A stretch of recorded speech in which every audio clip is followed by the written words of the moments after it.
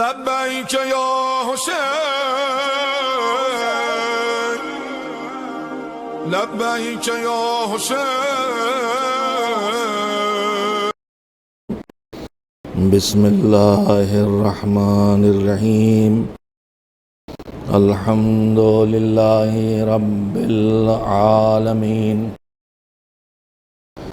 والعاقبة للمتقين والجنة للمؤمنين والنار للملحدين والصلاة والسلام على سيد الأنبياء والمرسلين سيدنا ونبينا وشفيعنا أبي القاسم محمد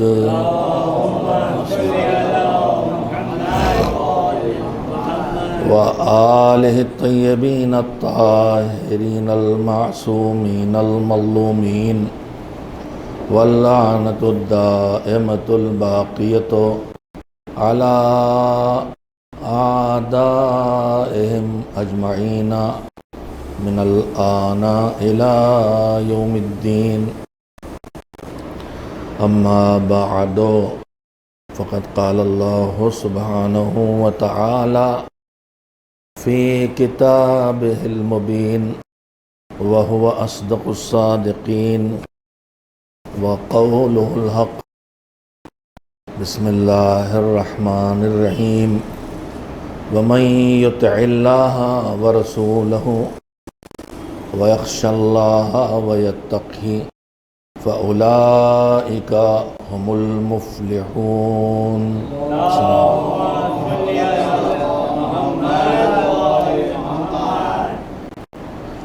کامیاب زندگی کے اصول اس عنوان سے کل شب سے جو گفتگو شروع ہوئی ہے اس موضوع پر اپنی بساط بھر اسلامی ہدایات، معصومین کے ارشادات اور ان کی سیرت اور قرآن کریم ہمیں کون سا طرز زندگی دیتا ہے کہ جسے اپنا کے ہم کامیاب زندگی بسر کر سکتے ہیں اور اپنی زندگی کو بہتر بنا سکتے ہیں.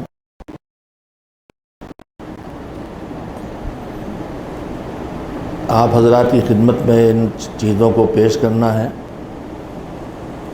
اس لیے کہ ہم میں سے ہر ایک کی فطرت میں اللہ نے یہ چیز رکھی ہے کہ ہم اچھائی کو پسند کرتے ہیں، برائی سے نفرت کرتے ہیں. ہمیں ہر وہ چیز اچھی لگتی ہے جو ہمیں کمال لگے، اور ہر وہ چیز جو خراب لگتی ہے جو ہمیں عیب اور نقص لگے. یہ ہمارا فطری طور پر انسانی مزاج ہے. تو ظاہر ہے کہ ہمیں جو پوری زندگی بسر کرنا ہے، ہم یہ چاہتے ہیں کہ ہماری زندگی اچھی زندگی ہو، ہماری زندگی کامیاب زندگی ہو. البتہ یہ بات سمجھنے اور طے کرنے کی ہے. کل بھی میں نے اشارہ کیا تھا کہ اس موضوع میں چند الفاظ ہیں. بہتر زندگی کے اصول، زندگی سے کیا مراد ہے اس جملے میں، یعنی ہم جو گفتگو کر رہے ہیں اس میں خود زندگی کا لفظ آیا ہے. ہو سکتا ہے آپ حضرات سوچیں کہ یہ کوئی ایسی چیز تو نہیں، ہم جانتے ہیں ایک چیز زندگی ہے اور ایک چیز موت ہے. ہمیں معلوم ہے سانسوں کا آنا جانا زندگی ہے، سانسوں کا رک جانا موت ہے. دل کا دھڑکنا زندگی ہے، دل کی دھڑکن کا رک جانا موت ہے. آنکھوں کا دیکھنا زندگی ہے، اور جب بدن بیکار ہو جائے، نہ آنکھیں دیکھیں، نہ کان سنیں، نہ زبان بولے، نہ ہاتھ پیر چلیں، نہ دل دھڑکے، نہ دماغ سوچے، تو پھر یہ موت ہے. تب اس میں کون سی ایسی چیز ہے جس کو واضح کرنے کی ضرورت ہے؟ لیکن چونکہ ہماری گفتگو منبر سے ہے، ممبر فرش اعلیٰ میں بچھا ہوا ہے، اور یہ ممبر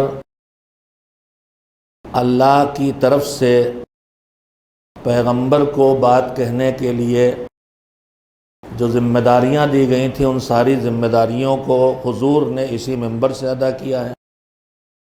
یعنی پورا دین ممبر کے ذریعے پہنچایا ہے، چاہے دین کے عقائد ہوں، چاہے دین کے اندر جو اعمال ہیں وہ ہوں، اور چاہے جو انسانی اخلاق کی خوبیاں اور خرابیاں ہوں وہ ہوں، حضور نے اس ممبر سے اس کام کو انجام دیا ہے۔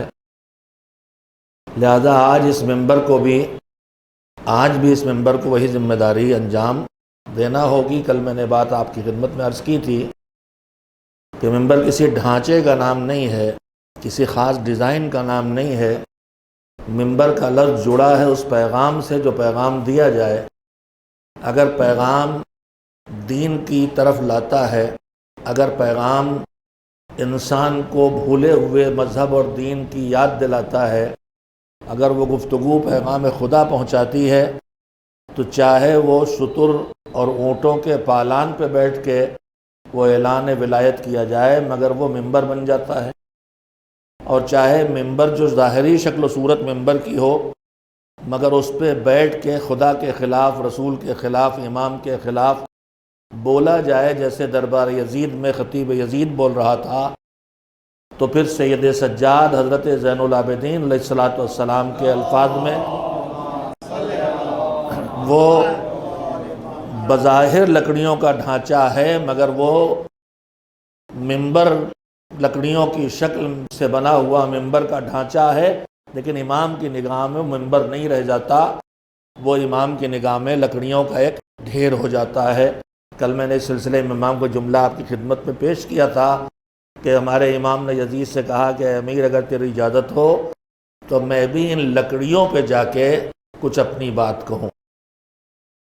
کل میں نے یاد دلانا ہے مجھے آپ کو، کل میں نے عرض کیا تھا کہ ہمارے ائمہ نے ہم سے جن باتوں کی امید لگائی ہے اور جو ان کی ہم سے خواہش ہے ہمارے ہی لیے ہے وہ، اور جو ان کو توقع ہے ہم سے، اور جو انہوں نے ہم سے فرمائشیں کی ہیں، ان توقعات میں، ان فرمائشوں میں، ان امیدوں میں ایک امید یہ لگائی ہے کہ ہم ایک دوسرے کے ساتھ مل کے بیٹھا کریں، اس کی فرمائش کی ہے۔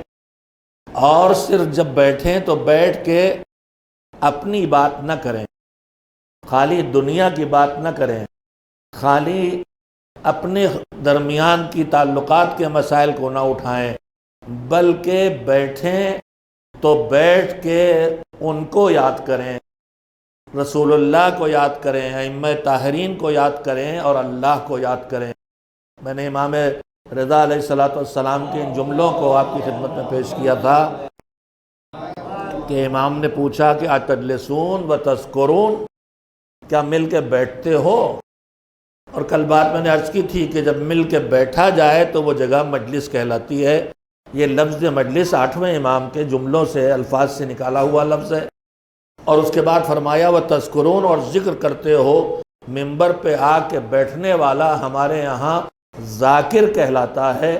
یہ ذاکر بھی امام کے الفاظ سے نکالا ہوا لفظ ہے کہ جو آئے ممبر پہ، جو آئے اور اس مجلس میں بیٹھے، تو وہ جو بھی کہے، چاہے وہ خطابت کے ذریعے ہو، چاہے شعر کے ذریعے، وہ جنت کو یاد دلائے، وہ آخرت کو یاد دلائے، وہ اللہ کو یاد دلائے، وہ پیغمبر کو یاد دلائے، وہ مولا علی کو یاد دلائے، وہ دین کو یاد دلائے، احکام دین کو یاد دلائے، تو وہ ہے ذاکر۔ میرے عزیزو، اس مجلس کی اور اس ممبر کی ذمہ داری یہی ہے کہ اس کے ذریعے دین پیش کیا جائے۔ اسی لیے ان ایام عزا میں جو سید الشہداء حضرت امام حسین علیہ السلام کی شہادت کی مناسبت سے مجالس برپا ہوتی ہیں اور جن کا بے حساب اہتمام ہوا ہے اس عزاداری کا پروردگار کی طرف سے، اور کسی بھی دوسرے عبادتوں میں جو دوسری عبادتیں ہیں نماز، روزہ، حج، زکوٰۃ، خمس الجہاد سے لے کے ماں باپ کے حقوق، بچوں اور اولاد کی تربیت، جتنے ہمارے ذمے کار خیر رکھے گئے ہیں ان کے انجام دینے کے لیے اتنا الہی اہتمام نہیں دکھائی دیتا جتنا الہی اہتمام اس عزاداری کے لیے دکھائی دیتا۔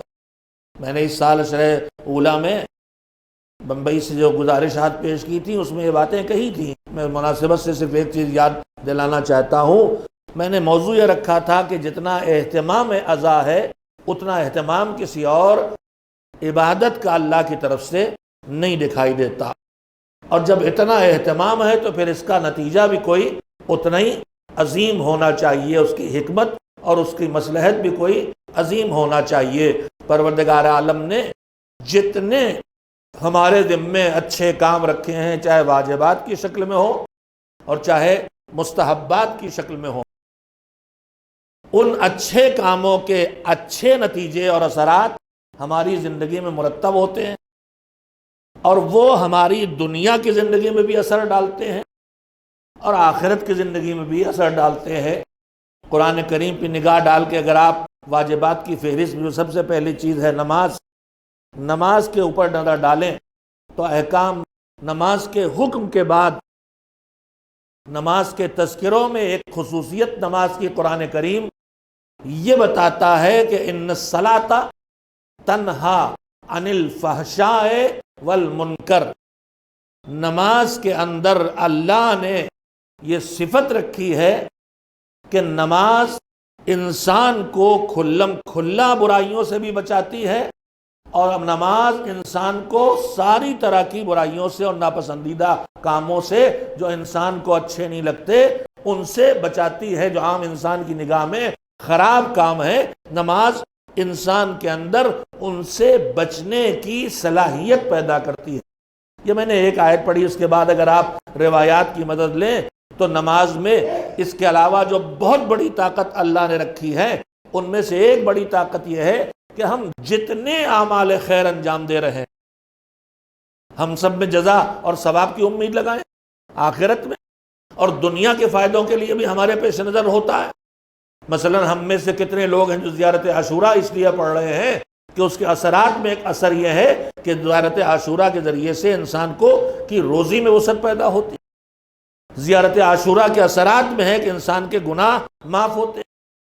دنیاوی اثرات بھی بکثرت ہیں اور اخروی اثرات بھی بکثرت ہیں، تو ہم جو عبادتیں کرتے ہیں کبھی کبھی آخرت کے اثرات کے علاوہ ہمارے پیش نظر اکثر دنیا کے اثرات بھی ہوتے ہیں۔ سورہ واقعہ کی تلاوت سے روزی کی وسعت ہونا ہے، صدقہ دینے سے روزی بڑھنا ہے، اب یہ سب دنیا کے اثرات ہیں۔ آخرت میں اس کی جزا، اس کا ثواب اپنی جگہ ہے۔ صلہ رحم، رشتوں کو جوڑ کے رکھنے سے عمریں لمبی ہونا ہے، تو آخرت کی جزا اپنی جگہ ہے، اس کے علاوہ دنیا کے اثرات بھی ہیں۔ تمام اعمال خیر میں اللہ نے رکھے ہیں، اور ہم ان کارہائے خیر کو، ان نیکیوں کو اس لیے کرتے ہیں کہ جو دنیا کا اس کا اثر ہے وہ بھی ہمیں نصیب ہو اور جو آخرت کا اثر ہے وہ بھی نصیب ہو۔ مگر میں آپ سے پوچھنا چاہتا ہوں کہ میری نماز سے وہ فائدہ جو مجھے چاہے پہنچے گا، روزے سے وہ فائدہ جو پہنچنا اللہ نے روزے میں رکھا، روزے مثلا ایک نمونہ قرآن سے دیکھیں، قرآن کریم میں اللہ روزے کی آیت میں حکم روزہ دیتا ہے، بسم اللہ الرحمن الرحیم، یا ایھا الذین آمنوا کتب علیکم الصیام کما کتب علی الذین من قبلکم لعلکم تتقون۔ اللہ نے تمہارے ذمے روزے رکھ دیے، اور یہ نہ سمجھنا کہ پہلی مصیبت تمہارے اوپر آئی، تم سے پیچھے جو امتیں گزری ان پہ بھی اس نے روزے رکھے تھے، کوئی مشکل چیز نہیں ہے۔ کیوں روزے رکھے؟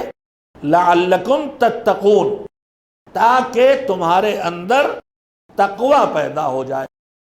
تو اب روزے سے تقوی آئے گا۔ یہ تقوی کیا ہے؟ تقوی یہ ہے کہ کم سے کم آدمی کے اندر اتنی ایمانی زندگی پیدا ہو جائے کہ وہ واجب کو نہ چھوڑے اور حرام کاموں کو انجام نہ دے۔ یہ صلاحیت روزہ پیدا کرتا آدمی کے اندر کہ اس کے اندر تقوی پیدا ہوگا، یعنی ایک مہینہ رمضان کا روزہ رکھ کے اب نتیجہ یہ سامنے آنا چاہیے کہ اب تک جن گناہوں کو کر ڈالتے تھے، روزہ اتنا پاور دے کہ ان گناہوں سے رک سکے۔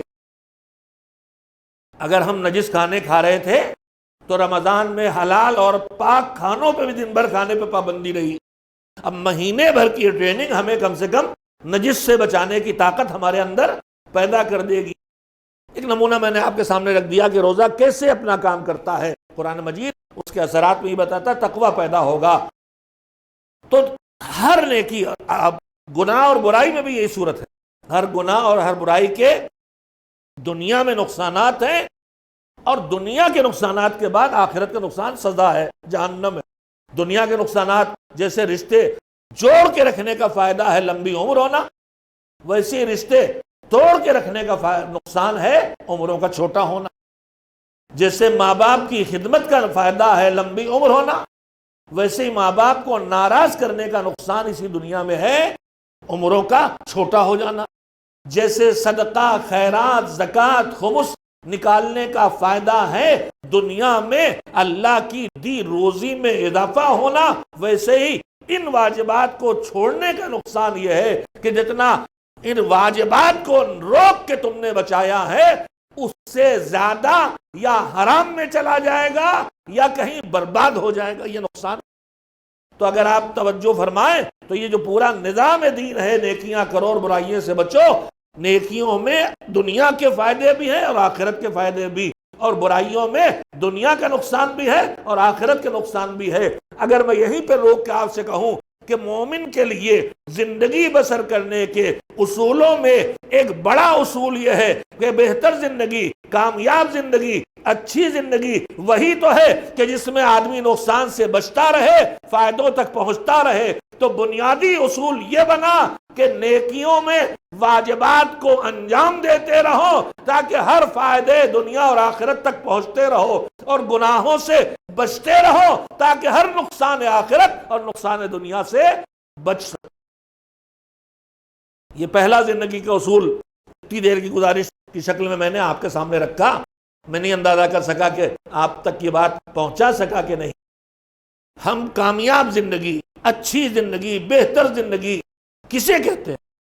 ہم یہی تو چاہتے ہیں کہ اچھی زندگی ہو، ہمارے پاس فقر و تنگ دستی نہ ہو، ہم بیمار نہ ہو، ہمیں مصیبتوں کا سامنا نہ کرنا پڑے، ہمیں دشمنیوں کا سامنا نہ کرنا پڑے، ہمیں لوگوں کی دشمن ذلت نہ اٹھانا پڑے، ہمیں کینوں کا برداشت نہ کرنا پڑے۔ اچھی زندگی ہو یعنی ہمارے پاس روزی ہو، ہمارے پاس اچھا گھر ہو، ہمارے پاس بچے ہوں، ہمارے پاس معاشرے میں عزت ہو، ہمارے پاس صحت و تندرستی ہو، ہمارے پاس لوگوں کی دلوں کی محبت ہو، ہمیں لوگوں کے درمیان عزت ملے۔ یہ اچھی زندگی ہے کہ یہ نہ ہو اور یہ ہو؟ یہی تو اچھی زندگی، یہی تو خراب زندگی ہے۔ ذلت کی زندگی ہو، غربت کی زندگی ہو، تنگ دستی کی زندگی ہو، بیماری کی زندگی ہو، ستائے جانے کی زندگی ہو، یہی چیزیں ہیں جو انسان کے لیے بری زندگی ہے اور وہ اچھی زندگی ہے۔ تو اگر اچھی زندگی تک پہنچنا ہے اور بری زندگی سے بچنا ہے تو ایک بنیادی قانون آج آپ کم سے کم یاد کر کے مجلس سے اٹھیں کہ اللہ نے جتنے کام اچھے ہم سے کرنے کو کہے ہیں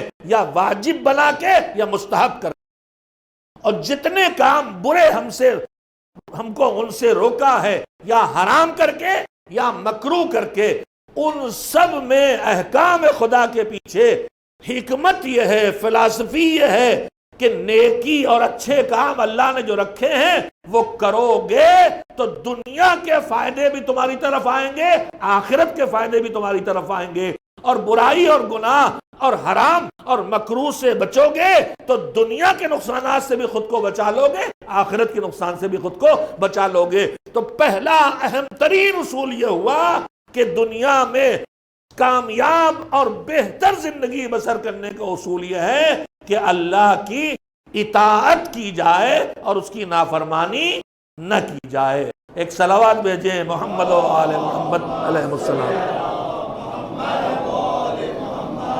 نہیں، اس سے بہتر صلوات ایک بار بھیج دے محمد و آل محمد۔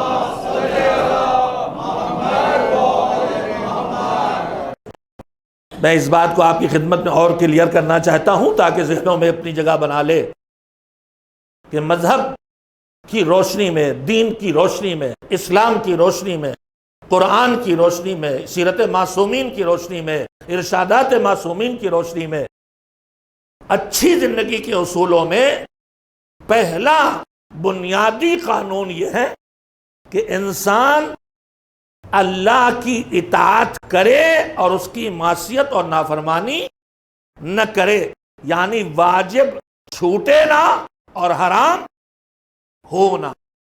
اس کے بعد یہیں سے دوسری منزل شروع ہوتی ہے کہ وہ اور آگے بڑھے، واجبوں کے بعد اب آئے کہ مستحب بھی کیا جائے اور مکروہ سے بھی بچا جائے۔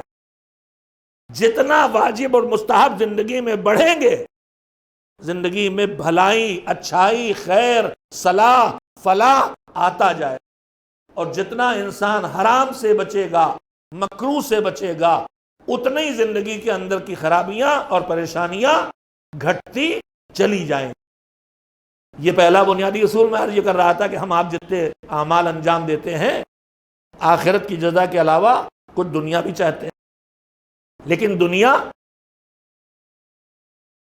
میں جو کچھ مل رہا ہے کسی بھی اچھے کام پہ، ہم زیارت پڑھ رہے ہیں، ہم سورے پڑھ رہے ہیں، ہم نماز پڑھ رہے ہیں، ہم دوسرے اعمال کر رہے ہیں، ہم جو کچھ بھی کر رہے ہیں، اس پر دنیا سے جو کچھ ملتا ہے یا آخرت میں جو کچھ ملنا ہے، توجہ دیں، انتہائی اہم بات کہنا چاہتا ہوں، وہ سب ہمیں کب ملے گا؟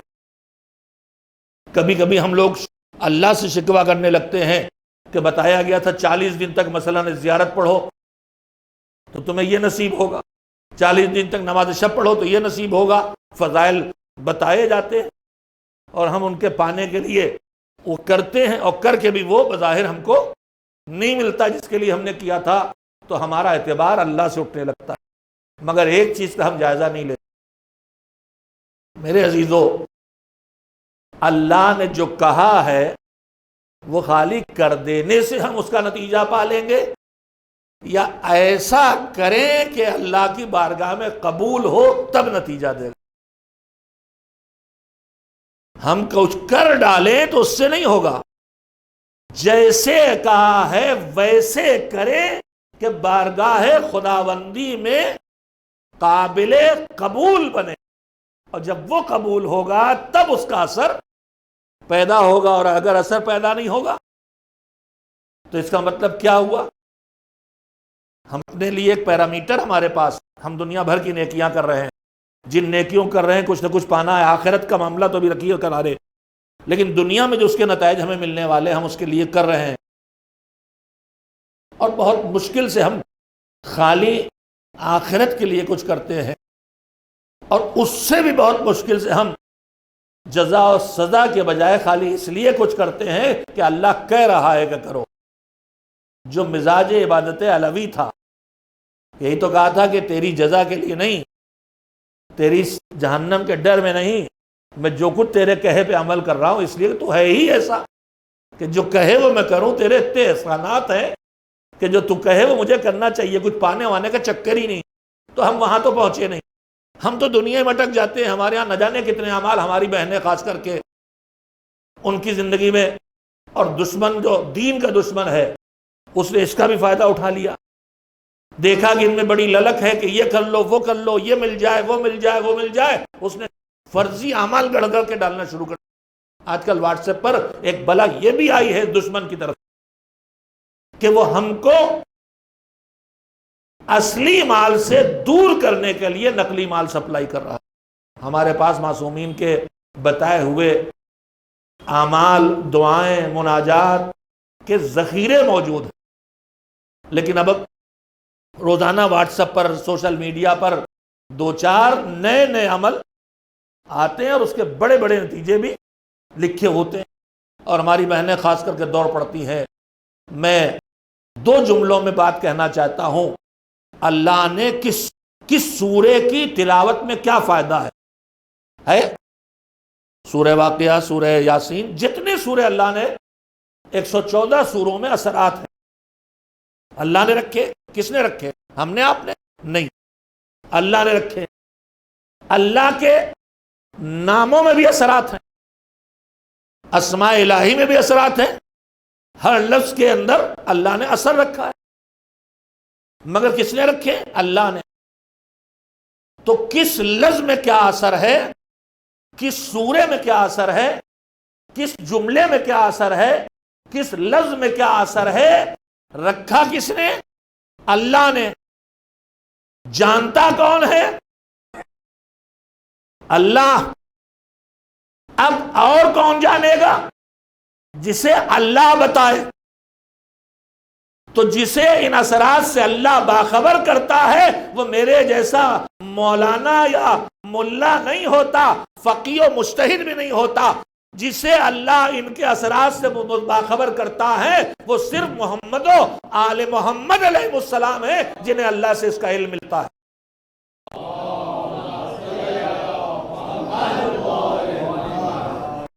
تو اب جب مجھے، آپ کو، مولوی کو، مولانا کو، ذاکر کو، خطیب کو، بابا کو نہ وحی آتی ہے، نہ الہام آتا ہے، نہ فرشتہ آتا ہے، نہ اللہ ان کے دل میں خیال ڈالتا ہے اللہ سے سیدھے کچھ پانے کا راستہ، واقعاً جو دیندار علماء اور فقہاء ہیں ان کو بھی یہ نہیں ہے کہ اللہ ان کو الہام کر رہا ہے یا وحی کر رہا ہے یا فرشتے آ رہے ہیں۔ ان کے پاس سیدھے اللہ سے آنے کا ذریعہ نہیں ہے، صرف کیا ہے؟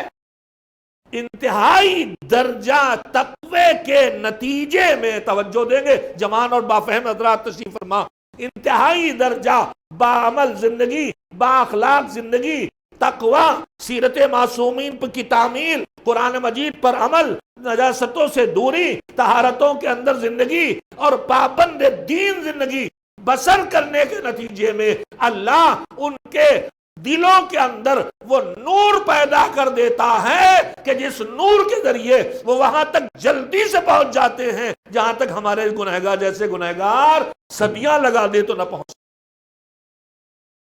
ان کو جلدی سے وہ علم حاصل ہو جاتا ہے، وہاں تک انکشاف ہو جاتا ہے، وہ نور ان کے دل میں۔ چھٹے امام حضرت جعفر صادق علیہ السلام کا جملہ ہے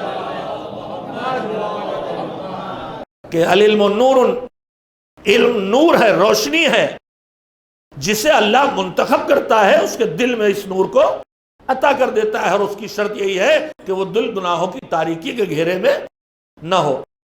میں ایک انتہائی قیمتی بات کہنا چاہ رہا ہوں، ہماری بہنیں خاص کر کے ادھر چند برسوں میں بری طرح سے اعمال گڑھ گڑھ کے پھیلائے گئے، تقسیم کتابچے ہونے لگے دعاؤں کے، ہر ایک کو شوق، اچھا شوق، لیکن ہر جگہ تاجر آ جاتے۔ اب انہوں نے کہا یہ کتاب چھپی، اس میں یہ فائدہ لکھا، اب اس سے تگڑے فائدے والی چھاپو، دوسرے میں اس سے تگڑے فائدے والی آ گئی، انہوں نے اس سے آگے۔ اب وہ آج کل کورونا آیا ہے تو کورونا کی دعا بھی آگے۔ رے بھیا، نہ پیغمبر کے دور میں تھی نہ معصومین کے دور میں، یہ بیماری تھی ہی نہیں تو معصومین نے تو بتائی نہیں، آج کس کے اوپر وحی آئی ہے کہ کورونا کی دعا ڈھونڈ لی؟ وہ دعائیں ہیں جہاں معصومین نے بتایا ہے کہ وبا کا علاج ہے، تو وہ کسی بھی وبا کی دعا ہے، وہ کورونا کی دعا نہیں ہے، وہ ڈینگو کی دعا نہیں ہے۔ کس کو پتا چلا کہ ڈینگو کی ہے، کورونا کی ہے؟ کسی کو نہیں۔ میں اپنی بہنوں سے خاص کر کے کہنا چاہتا ہوں، یہ بے اعتبار کتابچے جو اس وقت چھپ رہے ہیں، بے شمار چھپ رہے ہیں گڑھ گڑھ کے۔ ابھی میں آپ کو متوجہ کروں، دعائے جوشن کبیر پڑھتے ہیں آپ، اللہ کے 1000 نام ہیں اس دعا میں، 100 بند ہیں، ہر بند میں 10 نام ہیں، ہر نام کے اندر اللہ کا کسی ایک کمال کا ذکر ہے۔ اب کچھ لوگ بیٹھے اس جوشن کبیر کی جو روایت ہے، معتبر روایت، اللہ نے سیدھے عطا کی ہے پیغمبر خدا حضرت محمد مصطفیٰ صلی اللہ علیہ وسلم،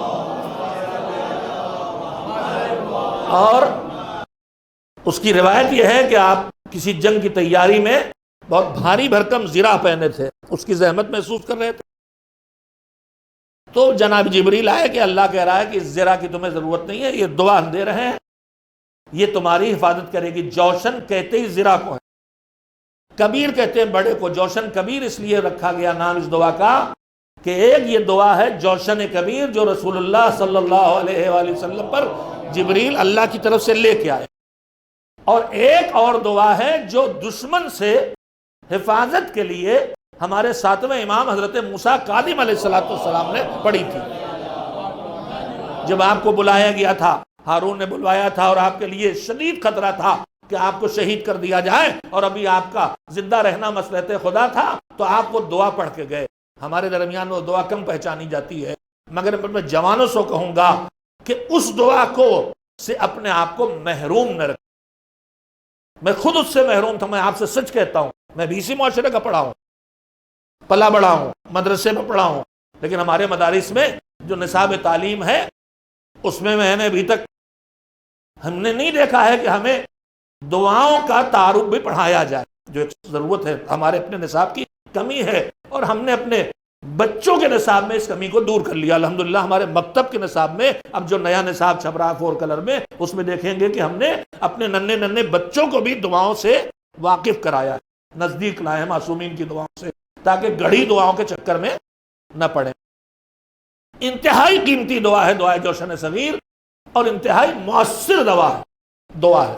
جو قتل کرنے کے لیے بلا رہا تھا وہ امام کے استقبال کے لیے کھڑا ہوا، مسجد چھوڑی، دربار میں آگے بڑھا، احترام کیا، اپنی جگہ بٹھایا، نہ جانے کیا کیا کیا. تو جنہوں نے جو مشیر تھے انہوں نے کہا یہ آپ بلایا تھا قتل کرنے اور یہ کیا ہو گیا؟ تو اس نے پوری داستان سنائی کہ جیسے ہی وہ آئے تو ان کے ساتھ ایسے لوگ تھے، ایسی شبیہیں تھیں، اب وہ ملائکہ تھے. مجھے بھی زمانہ ہوا روایت پڑھے کہ اس نے رسول اللہ کو دیکھا یا ملائکہ کو، جا کے روایت میں دیکھ لیجئے گا، مفاتیح میں لکھی ہوئی ہے کہ یہ ڈر گیا کہ اگر ہم نے لشکر دکھائی دیا اس کو کہ اگر ہم نے ان کو ذرا سے چھوا بھی تو ابھی ہم تباہ ہو جائیں گے، اللہ کی طرف سے حفاظت کا لشکر آ گیا.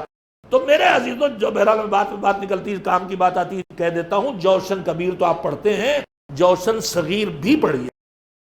اور ایک بات اور اپنے جوانوں سے کہہ دوں، دعائیں خالی مانگنے کے لیے نہ پڑھیے.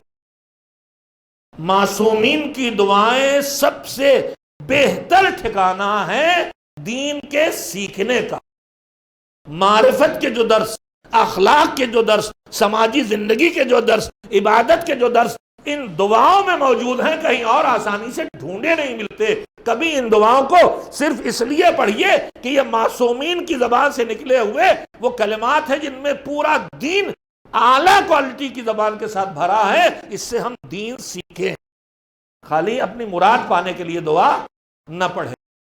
تو دعائے جوشن کبیر میں 100 بند ہیں اور ہر بند میں اللہ کے 10 نام ہیں، ہر نام میں اثر ہے، لیکن اس نثر کا ہمیں تو نہیں پتا ہے. معصوم بتائیں گے تو ہوگا. اب جو معتبر روایات ہیں اس میں یہ لکھا ہے کہ گناہوں کی بخشش، ظاہر ہے کہ اس میں 100 بار، 1000 بار اللہ کو پکار کے 100 بار بندہ مانگتا کیا ہے؟ دعائے جوشن کبیر میں ہر بار جو دہرایا جاتا ہے، کیا دہرایا جاتا ہے؟ ہاں جی، الغوث الغوث الغوث کے بعد خلصنا من النار یا رب. ایک دعا ہے، 100 بار کرتا ہے، 1000 بار پکارتا ہے، خلصنا من النار یا رب. اور اس سے اونچی دعا بندے کی دنیا میں ہے بھی نہیں. 9 ذی الحجہ روز عرفہ سید الشہداء حضرت امام حسین علیہ السلام نے جو دعائیں عرفہ پڑھی ہے، تیز دھوپ میں جلتے میدان میں ایسے کھڑے ہو کے جیسے کسی امیر کے دروازے پہ فقیر بھیک مانگنے آتا، ہاتھوں کو پھیلا کے. گھنٹوں کی دعا ہے، اس میں معرفت ہے، حمد ہے، ثنا ہے، شکر ہے، اللہ کی صفات کا تذکرہ ہے، بندے کی مسکینی ہے، فقر ہے، سب کچھ پیش کر دیا ہے، سب کچھ مانگ لیا دنیا اور آخرت کا. مگر آخر میں امام نے فرمایا مالک اب وہ مانگنے جا رہا ہوں کہ اگر یہ نہ دے تو جو کچھ میں نے مانگا ہے سب دے دے، میرے لیے بیکار ہے. اور وہ مانگنے جا رہا ہوں کہ یہ دے دے تو جو کچھ میں نے مانگا ہے کچھ نہ دے تب بھی لیے میرے کافی ہے. اور وہ یہ مانگ رہا ہوں کہ میرے مالک عاتقنی عاتق رقبتی من النار، مجھے جہنم کی آگ سے نجات دے دے. اس سے اونچی دعا حسین کے بتائے ہوئے راستے پر چلے تو اس سے آگے کچھ نہیں ہے کہ کچھ نہ ملے مگر جہنم کی سے نجات مل جائے اور سب کچھ مل جائے، اور آتش جہنم سے نجات نہ ملے تو وہ کسی کام کا نہیں ہے. ایک صلوات بھیجیں محمد و آل محمد. اب ہوا کیا؟ جو کتابیں ہمارے ہاں چھپی، آپ کو عربی میں، فارسی میں، کسی زبان میں دعائے جوشن کبیر کے ہر بند سے پہلے اس کی کوئی صفت لکھی بیان نہیں ملے گی.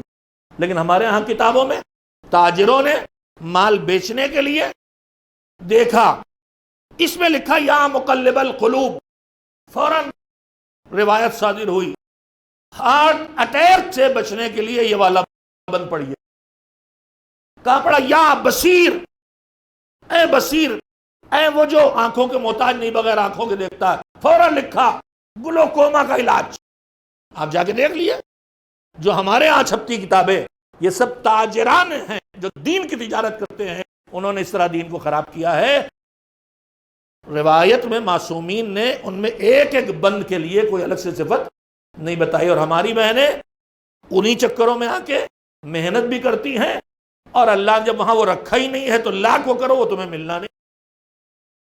اور پھر اس کے بعد ایجادات شروع ہو جاتی، پانی رکھا گیا، اس میں تسبیح ڈالی گئی، اور پھر اس کے اندر وہ پڑھا جا رہا ہے، وہ پانی بٹ رہا ہے، پیا جا رہا۔ یہ سب باباؤں اور نام نہاد صوفیوں کی ایجاد ہے جس کا مذہب تشیع سے کوئی رشتہ نہیں ہے۔ برکت، ایک صلوات بھیجیں محمد والے محمد۔ اور ایک قیمتی بات، اب بات آئی ہے تو ایک اور قیمتی بات سنیں ذرا، اس سے قیمتی صلوات بھیج دیں محمد والے محمد بآواز بلند۔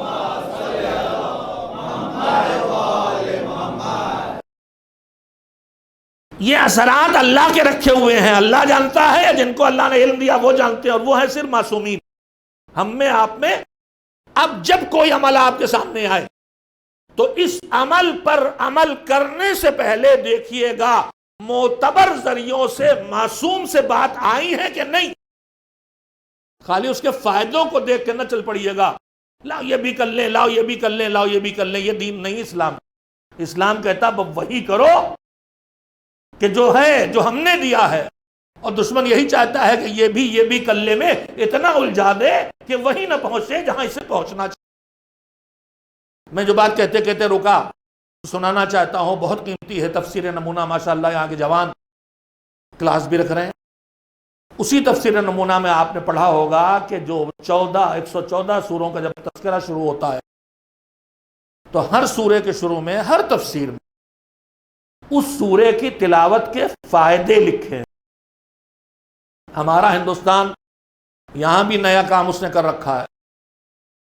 آپ جائیے ایرانی، عربی، فارسی کتابوں میں تو اس تلاوت کے، سوروں کے، دعاؤں کے اثرات لکھے ہوں گے، ثمرات لکھے ہوں گے، نتائج لکھے ہوں گے۔ ہمارے یہاں کیا لکھا ہوتا؟ اسناد سورہ یاسین۔ اسناد کسے کہتے ہیں؟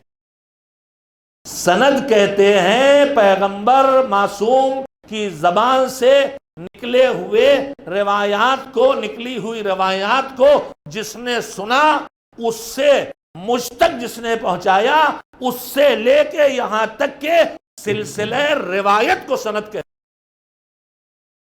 ہیں۔ دور پیغمبر میں ہم تو نہیں تھے، اصول کافی جنہوں نے لکھی وہ بھی نہیں تھے، کلینی بھی نہیں تھے، وہ تو عصر غیبت کے اختتامی حصے میں آئے دنیا۔ تو یہ جو 250 سال بعد آئے، انہوں نے تو پیغمبر سے سنا نہیں، تو کلینی لکھیں گے کہ میں نے فلاں سے سنا، فلاں کے لکھا ملا مجھے، وہ کہے گا میں نے فلاں سے پایا، وہ کہے گا میں نے فلاں سے پایا، یہاں تک کہ وہ بات پہنچے گی کسی معصوم تک۔ اب خالی بات پہنچ جانے سے نہیں ہو جائے گا، ان میں سے ہر ایک کو دیکھا جائے گا کہ ان میں کوئی چھوٹا تو نہیں تھا، کوئی گڑھنے والا تو نہیں تھا، کوئی کمزور حافظے والا تو نہیں تھا، کوئی لالچی نہیں تھا کہ دبا کے دباؤ میں آگے گڑھ دیا ہو، کوئی کینہ پرور تو نہیں تھا کہ دشمنی میں گڑھ دیا ہو، کوئی نادان دوست تو نہیں تھا کہ فضائل بڑھانے کے اپنی بے عقلی کے چکر میں گڑھ دیا ہو۔ جب یہ سب ایک ایک راوی کو، جو 10 20 30 40 50 ہو سکتے معصوم سے ہم تک، ایک ایک کو چیک کر لیا جائے، تب باری آتی ہے کہ اب یہ اطمینان ہوا کہ یہ بات معصوم نے کہی ہے، اب دیکھیں معصوم نے کیا کہا۔ تو میرے عزیزو، روایات سے دین کو سمجھنے کی دعویداری کرنے والے میرے بھائی، یہ سنیں کہ ان کے پاس اتنا علم ہونا چاہیے اپنے آپ کو اخباری کہنے کے لیے کہ وہ ایک ایک راوی کے بارے میں اتنی جانکاری رکھتے ہوں کہ یہ قابل اعتبار ہے۔ میں ایک رشتہ اپنی بیٹی کا ڈھونڈتا ہوں، داماد کے بارے میں نہ جانے کتنا پتہ چلاتا ہوں، پھر بھی وہ خبر بعد میں غلط نکل جاتی ہے، تو میرے جیسے کو تو ایک داماد بھی ڈھونڈے نہیں سے ملتا۔ یہ ہزاروں راویوں کی بھیڑ میں صحیح راوی ڈھونڈ کے اور امام کی معتبر باتیں ڈھونڈنا میرے جیسے کا کام نہیں ہے، وہ ان فقہا کا کام ہے جو دہائیوں لگا کے ایک ایک راوی کے شجرے کو دیکھتے ہیں، سراغ لگاتے ہیں کہ قابل اعتبار تھا کہ ایک صلوات بھیجیں محمد و آل محمد.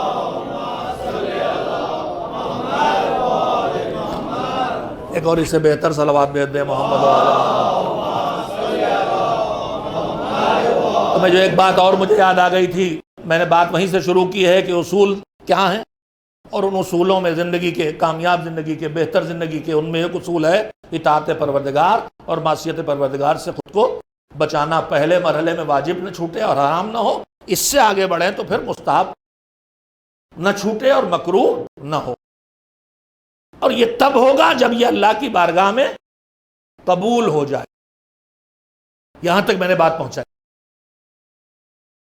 اب جو بات عرض کر رہا تھا کہ یہ جو اعمال ہم اپنے کرتے ہیں، جو ہمیں روز نئے اعمال بتائے جا رہے ہیں، ان کے جو نتائج لکھ کے آتے ہیں، یہ تب قابل اعتبار ہوں گے جب وہ روایت، وہ واٹس ایپ یا فیس بک یا کتاب یا کتابچہ یا پمفلٹ یا اخبار یا مجلس یا تقریر، چاہے جہاں بیان کیا گیا ہو، جب تک یہ اطمینان نہ ہو جائے کہ معصوم سے آیا ہے، تب تک وہ قابل اعتبار ہے ہی نہیں. اس لیے کہ اگر معصوم نے نہیں بتایا تو تمہیں پتہ کیسے چلا، کہاں سے لائے تم کہ اس کا یہ نتیجہ، اس کا یہ فائدہ، اس کا یہ فائدہ.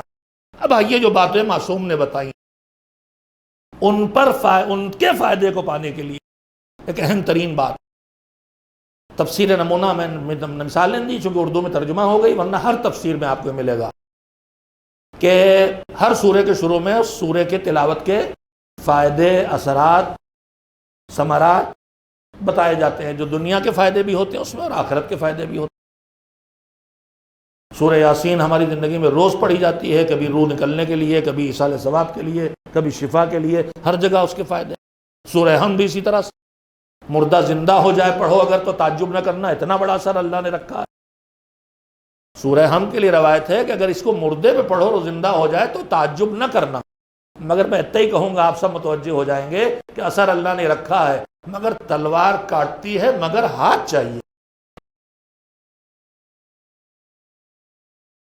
تمام سوروں میں اللہ نے اثر رکھے ہیں، مگر آغا ناصر مکارم شیرازی جو انتہائی باشعور اور بابصیرت، اور دنیا میں اس وقت جو کچھ ہو رہا ہے اور جو قوم کی صورتحال، ان سے جو انتہائی درجہ واقف مراجع ہمارے سامنے آتے ہیں، ان میں ایک آغا ناصر مکارم شیرازی کا نام. ان کی نگرانی تفسیر نمونہ رکھی گئی. انہوں نے 114 سوروں میں جب کہیں یہ لکھا اس کا یہ فائدہ، اس کا یہ اثر، اس کا یہ نتیجہ، تو بار بار ایک بات لکھی ہے جس کی طرف ہم بہت کم متوجہ ہوتے ہیں. ہماری بہنیں تو متوجہ نہیں ہوتی. ہم نے دیکھا ہے انہوں نے کہا 100 1000 بار یہ پڑھو. اب زبان چل رہی، ہاتھ چل رہا، وہ زبان اور ہاتھ تو چل رہا، مگر آنکھیں ادھر لگی ہیں، اشاروں میں ہوں ہاں کر کے کچن میں چاول بھی پکوائے جا رہے ہیں اور کام والی سے کام بھی لیا جا رہا ہے. تو زبان خالی چلا کے دوہرا دینے سے کچھ ملنے والا نہیں. شرط کیا ہے؟ آپ سوچ رہے ہوں کہ توجہ سے بیٹھ کے پڑھنا، اتنا بھی کافی. سنیے، چاہے صلوات بھیجیے چاہے نہ بھیجیے، سنیے.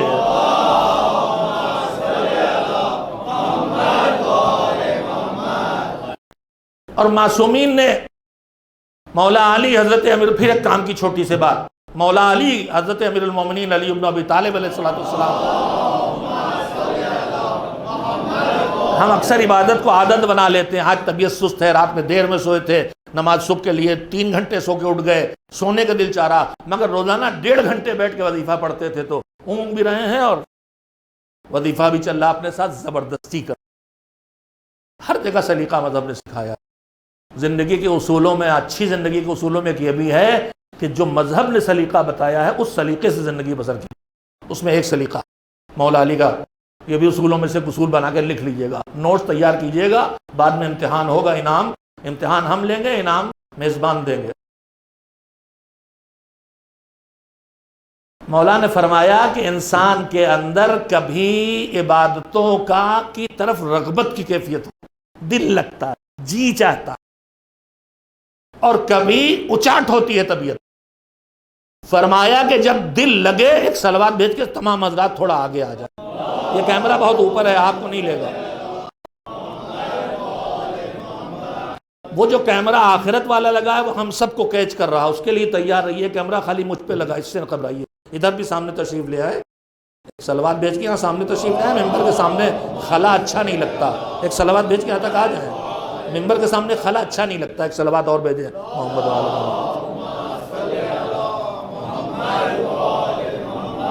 ایک اور صلوات بھیج دے محمد و آل محمد۔ امام ہم آپ کی سب کی طبیعت میں ہے، کبھی ہمارا دل اچاٹ ہوتا ہے، کبھی دل لگتا ہے۔ ہمارے جیسے جب مجلس پڑھنے آتے ہیں تو ہمیشہ اچاٹ ہی رہتا ہے، کہیں بڑی مشکل سے دل لگتا ہے۔ امام نے فرمایا کہ جب دل لگے تو واجبات کے ساتھ مستحب بھی کرو، لیکن جب دل نہ لگے، اچاٹ ہو، تو اپنے ساتھ زبردستی کر کے مستحبات نہ کرو، بس واجب ادا کرتے رہو۔ اور میں آپ کو ایک ذاتی تجربہ بتاتا ہوں کہ جب تک اچاٹ ہونے پہ زبردستی کرتے رہے، زبردستی چالو رہی، لیکن جب اچاٹ ہونے پہ مستحبات تھوڑے چھوڑے اور خالی واجبات پہ رکے تو 2-4 دن کے بعد ضمیر خود ہی ملامت کر کے واپس لے آتا ہے کہ کیا چھوڑے بیٹھے ہو، شرم نہیں آتی؟ اب وہی کرتا ہے، مگر دل لگا کے کرتا ہے، اچاٹ نہیں ہوتا۔ یہ طریقے معصوم ہے کہ دل لگے تو واجب کے ساتھ مستحب بھی، نماز بھی پڑھو، تلاوت بھی کرو۔ نماز صبح کے لیے اٹھے ہو تو طلوع آفتاب تک نہ سو، مکروہ ہے۔ خالی بعض چیزیں ہمارے ہاں خالی مکروہ خلاف ادب ہے، وہ حرام سے بھی زیادہ مشکل بنا دی۔ کھڑے ہو کے رات میں پانی پی لیا، ڈنڈے چاروں طرف۔ حالانکہ روایات اتنی متعدد ہیں کہ فقہا ہی طے کرتے ہیں کہ دن میں کیسے پانی پینا اور کھانا کھانا، ارے رات میں کیسے پانی پینا، کھانا تو بیٹھ کے ہی کھانا ہے۔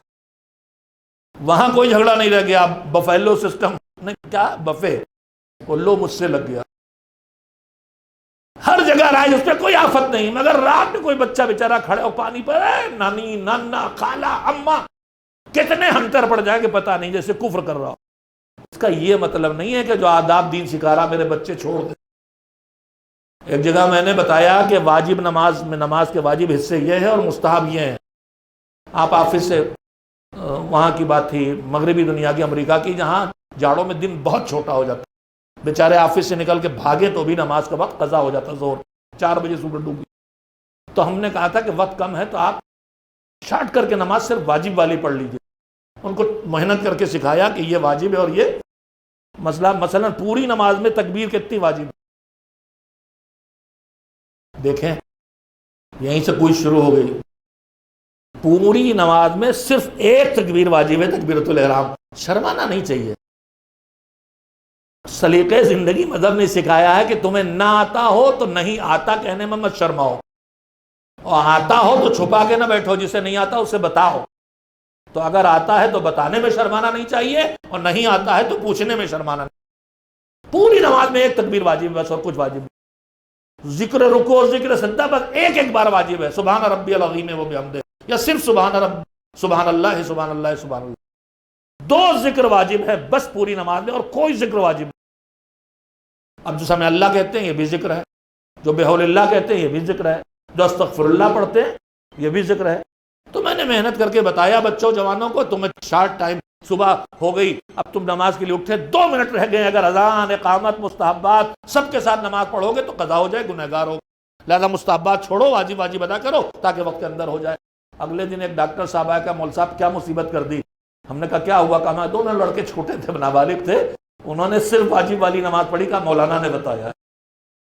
تو میں اس لیے یہ باتیں نہیں بتا رہا ہوں کہ آپ آداب زندگی چھوڑ دیں، جب ممکن ہو مستحبات پہ عمل کریں، مگر فرق معلوم ہونا چاہیے کہ یہ واجب نہیں ہے، مستحب ہے، یہ مذہب نہیں ہے، رسم ہے۔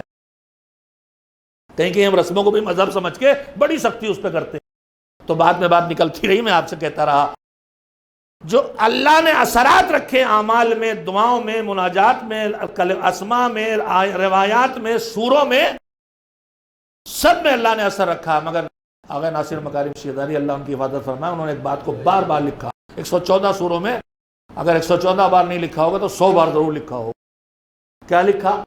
کہ پیش خاطر رہے، اس بات پہ نگاہ رہے کہ ان سوروں کے لفظوں کو دہرانے سے وہ نتیجہ نہیں ملنے والا ہے جو نتیجہ لکھا ہے، بلکہ اس سورے میں اللہ نے جو پیغامات دیے ہیں، جب ان پیغامات پر عمل کرو گے تو وہ نتیجہ پاؤ گے جو اس سورے میں لکھا ہے۔ یعنی کلمات کے خالی لفظوں کے دہرانے میں اثر نہیں ہے، اس کلمات کے اندر چھپے ہوئے پیغام کو سمجھ کے اس پر عمل کرنے کا نتیجہ۔ اب یہ مالک کی اور مہربانیاں ہیں کہ ہم زندگی بھر دعائیں عربی میں پڑھتے، ہم نہیں جانتے کیا مانگ رہے ہیں، مگر وہ جانتا ہے کہ کیا مانگ رہے ہیں، لہذا وہ دیتا چلا جاتا ہے، یہ اس کی مہربانی ہے۔ وہ ایک الگ بات۔ ایک صلوات بھیجیں محمد والا۔ میں نے بات یہاں تک پہنچائی تھی کہ ان چیزوں میں اللہ نے جو اثر رکھا ہے اس میں دھوکہ نہ کھائیں، گڑھی ہوئی روایات کو پہچانیں، جب تک معصومین، خالی معصوم کا نام پہ بھی نہیں۔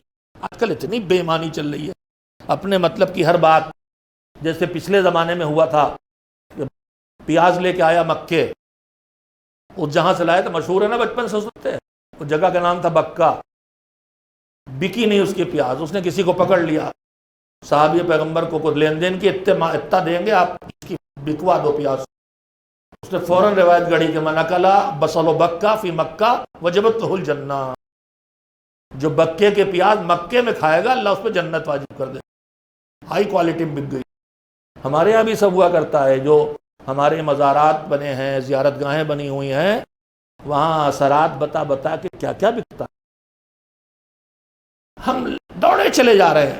ہم دیکھتے ہیں مدینے میں اجوا کھجور، کون سی نسل اس کی پیغمبر کے لگائے درخت کی ہے کہ نہیں اللہ جانے، مگر 150 200 300 ریال کلو ٹھانٹ سے بک رہے، اور ہر آدمی چکر خریدا اس کے اندر، وہی کھجور کا اثر ہوگا جو رسول اللہ والے درخت۔ ایسی نہ جانے کیا کیا بکتا ہے، دیکھا ہی کرتے آپ۔ بہت جلدی ہم دوڑتے، جب تک اطمینان نہ ہو جائے کہ یہ اثر معصوم کا بتایا ہوا ہے، اس وقت تک اس کے دھوکے میں نہ آئیے۔ زیادہ ان چکروں میں پڑیے گا تو اصلی چیز سے دور ہو جائیے گا، اور دشمن یہی کوشش کر رہا ہے۔ ایک صلوات بھیجے محمد والا۔ ہر جگہ وہ ہمیں اصل دین سے دور کرنے کی کوشش کر رہا، نقلی دعائیں دے کے، نقلی اعمال بتا کے، نقلی فضائل کی روایات بتا کے، اصلی سے دور کرنے کی پوری کوشش کر رہا۔ تو اثر کب ملے گا؟ وہ اثر جو واقعی ہے، جو اللہ نے رکھا ہے، تب ملے گا جب اس کو ان شرطوں کے ساتھ انجام دیں کہ وہ اللہ کی بارگاہ میں قبول ہو جائے۔ بغیر قبول ہوئے تو کوئی اثر نہیں آئے گا۔ اب اللہ کی بارگاہ میں قبول ہونے کی شرطیں کیا ہیں؟ وقت ختم ہو رہا ہے، میں انشاءاللہ باقی باتیں آپ کی خدمت میں کل رکھوں گا، صرف جلدی سے بنیادی باتیں گنا دینا چاہتا ہوں۔ اعمال اپنے اندر وہ نتائج دیں جو ان اعمال کے انجام دینے میں اللہ نے رکھے ہیں۔ یہ تب ہوگا جب وہ اللہ کی بارگاہ میں قبول ہوں۔ اگر قبول نہ ہو تو پھر جب اللہ تک قبول ہونے کی بات بھی بعد میں، پہلے اللہ تک پہنچیں۔ ہماری دعا قبول کب ہوگی؟ جب اللہ تک پہنچے۔ پہلی شرط یہی نہ پہنچے، اور دعا پہنچی کہ نہیں پہنچی اس کی شرطوں میں ایک شرط کیا ہے؟ دعا کمیل میں ہم آپ روز پڑھتے ہیں اللہم اغفر لی الذنوب التی تحبس الدعا، اے میرے اللہ میرے ان گناہوں کو معاف کر دے جو دعاؤں کو قیدی بنا کے رکھ لے۔ تو جب ہمارے پاس سے نکل کے گئی نہیں تو وہاں قبول ہونے کا مسئلہ ہی نہیں۔ نماز قبول ہوگی، برائیوں سے بچائے گی، مگر وہ نماز ہمارے پاس سے وہاں پہنچے تو۔ روزانہ کی نماز کے بعد دعاؤں میں ایک دعا بتائی گئی ہے۔ ہم کبھی کبھی اچھے کام کرتے ہی اچھے کام ہیں جزا کے لیے، ثواب کے لیے، مگر ہماری بے توجہی اور کوتاہی اچھے کاموں کو بھی ممکن ہے اللہ کے ناراضگی کا سبب بنا۔ ہم ان باتوں کی طرف متوجہ نہیں ہوتے۔ نماز کاہے کے لیے پڑھتے ہیں؟ کم سے کم اس کے لیے پڑھتے ہیں کہ اب جہنم سے نکل آئے باہر، جنت جانے لائق ہو نہ ہو، جہنم سے باہر ہو جائیں کہ تیری نافرمانی نہیں کی۔ اتنا تو ہے ہی ایک نماز میں، کم سے کم اتنی نماز تو آدمی پڑھ ہی لے۔ کسی بڑے عالم دین کی مجھے ابھی سیرت کا ایک ٹکڑا پڑھنے کو ملا، مجھے یاد نہیں، ان کا نام یاد نہیں رہ گیا، کہ وہ آئے مسجد میں نماز پڑھنے، وضو کر رہے تھے۔ اب وضو میں واجب اگر جائیں گے تو خالی ایک چلو منہ پہ مارو، دو چلو دونوں ہاتھوں پہ مارو، اور سر کا مسا، پیر کا مسا، 30 سیکنڈ 40 سیکنڈ 50 سیکنڈ۔ لیکن مستحبات ہیں تو 2 مرتبہ ہاتھ دھوئیے، 2 بار چہرہ، 2 بار پھر ہاتھ دھوئیے کونیوں سے، پھر سب دعائیں پڑھیے اس کے ساتھ، سورہ نازلنا پڑھیے، تو اچھا خاصا ٹائم لگے گا۔ اور روایت یہ ہے کہ جو مکمل بھرپور وضو کرے گا، مکمل اور بھرپور وضو اسے فشار قبر سے بچائے گا۔ جیسے روایت میں یہ ہے کہ جو پیشاب کی نجاست سے نہیں بچے گا، شدید فشار قبر کا سامنا اسے کرنا پڑے، یہ بھی اثرات ہے۔ بھرپور وضو، سید محمد الصدر علیہ الرحمہ، جن کو صدام نے شہید کیا، سید باقر الصدر کے بھتیجے، انہوں نے جو کتابیں لکھی ان میں ایک کتاب ہے فقہ الدعا، دعاؤں میں جو سمجھنے کی چیزیں، اس میں عربی کا کلمہ ہے بھرپور وضو کرنا، اسباغ الوضو، مکمل وضو۔ تو آدمی وضو تو کرے گا ہی، نہ مکمل کرے کہونیاں چھوڑ دے گا تو ہے ہی نہیں کسی لائق۔ مگر مکمل وضو کا انہوں کا اس کا یہی مطلب ہے کہ جو مستحبات اور دعائیں ہیں ان کے ساتھ جو وضو کی دعائیں بھی ہیں۔ پھر اپنے جوانوں کو سکھانا چاہوں گا کہ ذرا ان دعاؤں کو اپنے بیسن کے آگے لیمینیٹ کر کے دیوار پہ لگا لیجئے اور پڑھا کیجئے، بے انتہا اچھا اثر آپ کی زندگی پہ آئے گا۔ اور ان کے اندر جو کچھ ہم مانگ رہے ہیں، معصومین نے سکھایا ہے، وہ ہم نے کبھی سوچا نہیں مانگنے کا۔ مثلا چہرہ دھوتے وقت پانی ڈالیں تو کہ اللہم بیض وجہی یوم تسود فیہ الوجوہ، پروردگار جب سب چہرے کالے ہوں گے تو میرے چہرے کو نورانی کر دے۔ داہنے ہاتھ پہ پانی ڈالے تو کہیں اللہم آتنی کتابی بیمینی، میرا نام عمل داہنے ہاتھ میں دینا، داہنے ہاتھ میں انہیں کو دیا جائے گا ہاں نیکیاں زیادہ ہوں، اور میرے بائیں ہاتھ میں میرا نیا عمل نہ دینا۔ اسی طرح سے ساری دعائیں ہیں، چھوٹی چھوٹی چیزوں کو زندگی میں شامل کریں، نتائج بڑے آئیں۔ خود یہ کوشش کرنا کہ جب ہم باتھ روم جائیں تو کم سے کم اب وہاں سے نکلیں تو وضو کر کے نکلیں، جتنی دیر چلیں باوضو رہنے کی کوشش۔ خود یہ تمام علماء اخلاق نے جو بار بار وصیتیں اور نصیحتیں کی ہیں کہ جو تم سدھرنا چاہتے ہو تو کن چیزوں کا خیال رکھنا چاہیے، ان میں ایک چیز ہے باوضو رہنا، اور ایک چیز ہے نماز شب، اور ایک چیز ہے اول وقت نماز واجب۔ دو تین چیزوں کی تمام علماء اخلاق نے معصومین کے ارشادات کی روشنی میں تاکید۔ تو اب بھرپور وضو کا اثر یہ ہے کہ فشار قبر سے بچائے گا، چاہے اپنے اعمال کی وجہ سے فشار قبر کا حقدار ہو گیا ہو۔ فشار قبر کی اسباب میں جیسے ایک پیشاب کی نجاست سے بچنا ہے، اسی طرح سے اپنے گھر والوں سے، خاص کر کے بیوی کے ساتھ سخت سلوک کرنا۔ یہ اس دور کی حدیث ہے جب میاں ہی بیوی سے سخت سلوک کرتا تھا، اب زمانہ بدل گیا۔ اس کا یہ مطلب نہیں کہ بیوی اگر میاں سے سخت سلوک کرے گی، سختی کی سزا ہے، میری سختی کی بدلی ہوئی شکل ہے فشار، جہاں سے سختی ہوگی وہاں وہ سزا پہنچے گی۔ تو یہ سب اس کے اثرات ہیں۔ میں یہ عرض کر رہا تھا کہ اثرات مرتب ہونے کے لیے قبول ہونا شرط، قبول ہونے کی مختلف شرطیں ہیں۔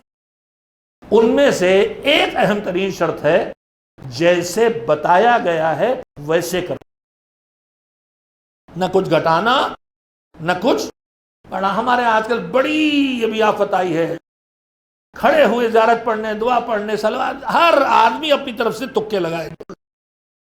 بھیا یہ نسخے ہیں، ڈاکٹر نے لکھے ہیں، مریض کو جانتا ہے کتنی دوا کب اور کیسے دی جائے، جو وہ لکھے وہی کرو۔ تم نے ڈاکٹر نے اس نے ہاتھ لگایا تو یہی دوا زہر بن جانے والی ہے اور کچھ نہیں ہونے۔ ان نسخوں کو چھیڑو نہیں، ادھر سے آیا۔ نماز کے بعد ہر فریضے کے بعد ایک دعا ہے، بسم اللہ الرحمن الرحیم، الہی ہذه صلاتی صلیتها لا لحاجت منک الیہا ولا رغبت منک فیہا الا تعظیما وطاعتا واجابۃ لک الی ما بہ۔ یہ جو نماز پڑھی میں نے، پروردگار کیوں پڑھی؟ تجھے کوئی ضرورت نہیں تھی اس نماز کی، نہ تجھے اس کی کوئی احتیاج تھی، میں نے تیری بات ماننے کے لیے، تیری عظمت کا اظہار کرنے کے لیے نماز پڑھی ہے۔ تو رب ہے اس لیے پڑھی ہے، پڑھی تو اس لیے، مگر میں آدمی ہوں، گڑبڑ کرتا ہوں۔ الہی ان کانا فیہا خلل او نقص من رکوعہا او سجودہا فلا تؤاخذ۔ میں نے پڑھی تو تھی ثواب کے لیے، پڑھی تھی ثواب اجر کے لیے، پڑھی تو ہے جنت کے لیے، مگر پڑھنے میں جلد بازی کر گیا۔ فَإِن كَانَ فِيهَا خَلَلٌ، کوئی خلل ہو یا نقص ہو، کمی ہو، من رکوعہا، رکوع کھا گئے، سجدہ کھا گئے، ہوتا ہے، دیکھیں ہمارے نمازوں میں تیز رفتار نمازیں، کھٹ کھٹ کھٹ جیسے اسپرنگ لگا ہو، یا رکوع وہ زن سے سجدہ، تڑا تڑ نماز۔ ایسی ہی نماز مدینے میں ہو رہی تھی، مسجد میں پیغمبر نے دیکھا، کوا دیکھا ہے نا، کوا جب کھاتا ہے ٹھکا ٹھک، فرمایا کہ نقرہ کا نقر الغراب، یہ نماز نہیں پڑھ رہا ہے، کوے کی طرح ٹھونگے مار رہا ہے۔ لو ماتا ماتا علی غیر دین محمد، ایسی نماز پڑھتے بھی مرے گا تو دین محمد پہ نہ مرے گا۔ تو میں بیٹھی جملہ کہنا چاہوں گا کہ ایسی پڑھ کے بھی اگر دین محمد پہ نہ مرے گا تو جو بے پڑھے مرتا ہے اس کا کیا حشر ہونے والا ہے، اور جو نمازوں کا مذاق اڑاتا ہے اس کا حشر کیا ہوگا۔ ایک آدھ صلوات کبھی آپ خود بھی بھیج دیا کیجیے۔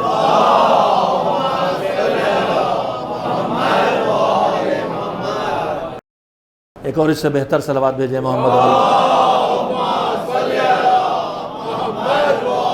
ان کان فیہا خلل و نقص من رکوعہا و سجودہا فلا تؤاخذنی، اے میرے پروردگار اگر اس کی نقص رہ گیا ہو، کوئی کمی یا کوئی خلل ہو گیا ہو، ہوتا ہی ہے پروردگار، تو اس پر میرا مواخذہ، اس پہ پکڑ دھکڑ نہ شروع ہو جائے، بجائے ثواب لینے کے سزا شروع ہو جائے کہ تم نے یہ ناقص رکوع کیا، سجدہ توڑا یا قیام نہیں کیا، پٹائی شروع ہو جائے، گئے تھے لینے الٹا ہو گیا۔ وہ غلط محاورہ ہے، وہ یہی کہا جاتا ہے کہ گئے تھے نماز بخشوانے اور روزے گلے پڑ گئے، غلط ہے، وہ اسرائیلی روایت ہے، وہ سب بکواس ہے، ایسا نہیں، لیکن محاورہ مشہور ہو گیا۔ بہر اس کے آگے کیا ہے، وہ تفضل علیہ بالقبول والغفران، میرے اوپر فضل کر، دو ذریعے، ایک جیسی پڑھی ویسی قبول کر لے، اور دوسرے کیا، والغفران، پڑھنے میں جو لغزشیں ہو گئی ان کو معاف بھی کر لے۔ تو ہم تو گئے تھے نیکی کمانے، وہاں مغفرت کی دعا کرنا پڑ رہی ہے، یہ تو ہے ہمارا حال۔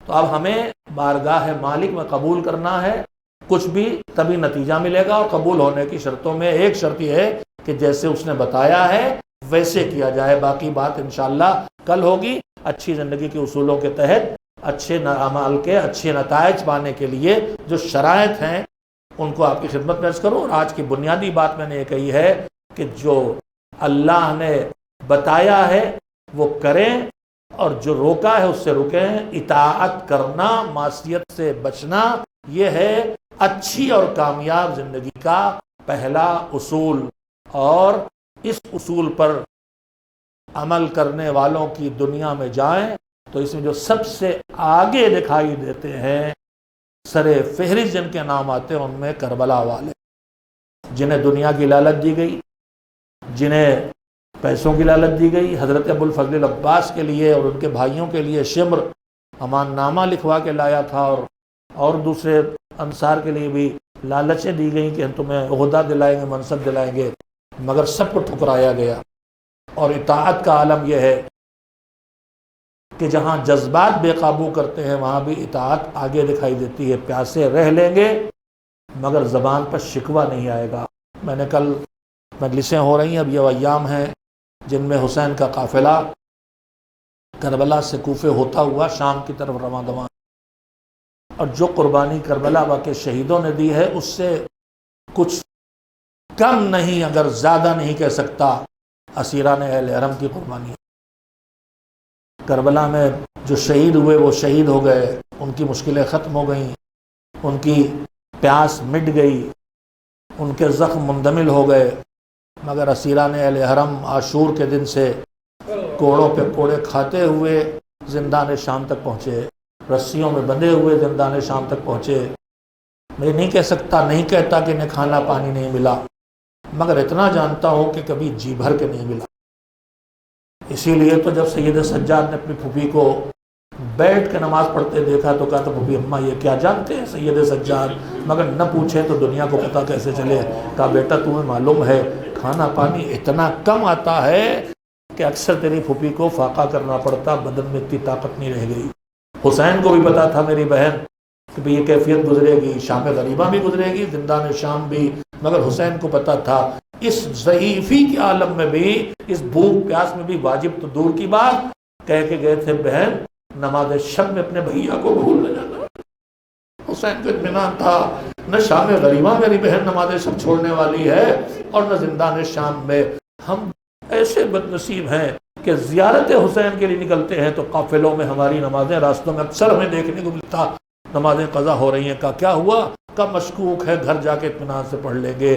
نہیں، مشکل ترین وقت میں بھی ان بیویوں نے، ان قیدیوں نے بھی نماز نہیں چھوڑی، اور برستے ہوئے تیروں میں مجاہدوں نے بھی نماز نہیں چھوڑی۔ حسین کا قافلہ پانی تو اسے ملا ہے مگر کبھی جی بھر کے نہیں ملا۔ اور جیسے جو شہید ہو گئے وہ سیراب ہو گئے، ویسے ہی جو اسیر تھے جب وہ شام سے چھوٹ کے چلے گئے تب تو کم سے کم ان کو پانی مل گیا، اب پیئے یا نہ پیئے اور بات ہے، مگر جو زندان شام میں ایک بچے کی ننھی سے قبر بن گئی، وہ تو اس دنیا میں جی بھر کے پانی بھی نہ پا سکی کربلا کے بعد۔ حسین کی کم سن بچی سکینہ، حسین کا قافلہ 12 محرم کو کوفے پہنچا ہے، 12 محرم کو اعلان ہے، باغی آئے ہیں، بھیڑ ہے تماشائیوں کی، تھوڑی دور اونٹ چلتے ہیں پھر راستہ نہیں ملتا، قافلہ رک جاتا ہے۔ پھوپھی کے گود میں کم سن بچی سکینہ، رخساروں پر تماچوں کے نشان نیلے نیلے، کانوں سے جو بندے چھینے ہیں خون جمع، اونٹ کی پیٹھ پہ جو سینے کے بل لٹا کے رسیوں سے جکڑا گیا، پسلیوں کا خون خورتے میں بھرا، کرتا پسلیوں سے چپکا، ننھی سی پچھ پہ تادیان مارے گئے، نیزوں کی انیاں چبوئی گئی، وہ بھی زخمی۔ پھوپھی کی گود میں جب دیر تک زخمی بیٹی بیٹھی رہی تو ایک مرتبہ چہرہ اٹھا کے پھوپھی کو دیکھا، زینب نے کہا بیٹا کیا بات ہے؟ کہا کچھ نہیں پھوپھی اماں، کہا نہیں، مجھے لگا تو کچھ کہنا چاہتی ہے، کہا ہاں پھوپھی اماں مگر کیا کروں کہہ کے آپ کو بھی اپنی طرح مجبور پاتی ہوں۔ کہا بیٹا کہہ دے، کہنے سے دل کا بوجھ ہلکا ہو جاتا ہے۔ یتیم ہے حسین نے کیا کہا؟ کہا پھوپھی اماں بڑی دیر سے دھوپ میں کھڑے ہیں، بہت پیاس لگی، ہائے سوگی کوثر کی پوتی، سوگی کوثر کی بیٹی سے پانی مانگ رہی ہے، زینب پانی کہاں سے لائے؟ پہلو میں جو گھر ہے اس پر خواتین بیٹھی، انہیں نہیں پتا یہ کون ہے، انہوں نے خالی ان کی بے کسی بے بسی دیکھی، ان میں سے خاتون نے کہا بی بی گھبراؤ نہیں، تمہیں بچی پیاسی نہیں رہے گی، جا کے جلدی سے پانی لے کے آئی، پانی لا کے دیا، جام آب ہاتھوں میں دیا، کہا لو بی بی بچی کو دو پانی پی لے تو اس سے دو دعائیں کرا دینا۔ بس زینب نے مرتبہ پانی کے جام پہ ہاتھ رکھا، بیٹی تم صابر اور تشنا باپ کی بیٹی ہو، دعا پہلے کرو پانی بعد میں پینا۔ کا دعا کیا ہے؟ کہ میں نے ہم یتیم بہت دیکھے، اسیر بہت دیکھے، مظلوم بہت دیکھے، قیدی بہت دیکھے، تمہارے ایسے نہیں دیکھے، اس بچی سے کہو دعا کر دے، جیسے تم قیدی بنے، جیسے تم اسیر ہوئے، جیسے تمہارے بچے یتیم ہوئے، ہم پہ نہ گزرے۔ یتیم حسین نے جلے ہوئے کرتے کا دامن اٹھایا، اے میری یتیمی کا واسطہ، ہماری اسیری کے واسطہ اس کے بچے اس طرح ظلم و ستم کا شکار نہ ہو۔ زینب نے کہا جلدی سے دوسری دعا بتا دے، بچی پیاسی ہے، دعا کر کے پانی پی لے۔ کہا مجھے دوسری دعا یہ ہے کہ مجھے مدینہ جانا جلدی سے نصیب ہو جائے۔ مدینے کا نام سے ان کے دل پہ چوٹ لگی، مدینے میں کہاں جائے گی؟ کہا محلے بنی ہاشم، اور دل تڑپا، کس گھر جانا؟ کہا بی بی زہرا کے۔ کہا ان کا تو انتقال ہو گیا۔ ارے کہا ان کا انتقال ہو گیا ہے مگر میری زینب تو ہے، میرا حسین تو ہے۔ زینب نے کہا دعا نہ کرا، دعا نہ کرا۔ کہا کیوں؟ کہا وہ دیکھ جس حسین سے ملنے جاتی ہے، وہ حسین کا کٹا ہوا سر نو کے نیزہ پہ، اس نے سر پیٹنا شروع کیا۔ ارے میرے مولا کو کس نے مار ڈالا؟ کس نے ان کا سر کاٹا؟ وہ ماتم کر رہی تھی۔ مرتبہ زینب نے کہا ارے یہ بتا ام حبیبہ کہ تو زینب کو دیکھے تو پہچانے گی کہ نہیں؟ کہا کیسے نہ پہچانوں گی، گودوں میں کھلایا۔ کہا کہاں پہچانا ہے؟ یہ تیری زینب ہے۔ اماں کا بھرا گھر کربلا میں اجڑ گیا، بھیا شہید ہو گئے، گود کے پالے مارے گئے، ہمیں قیدی بنا کے دیار دیار پھرایا جا رہا ہے۔ ظالم تماشائی ہے، کوئی چادر دینے والا۔ وَسَيَعْلَمُ الَّذِينَ ظَلَمُوا أَيَّ مُنقَلَبٍ يَنقَلِبُونَ أَلَا لَعْنَةُ اللَّهِ عَلَى الْقَوْمِ الظَّالِمِينَ اللهم تقبل منا انك انت السميع العليم۔ ماتم حسین، ماتم شہداء کربلا۔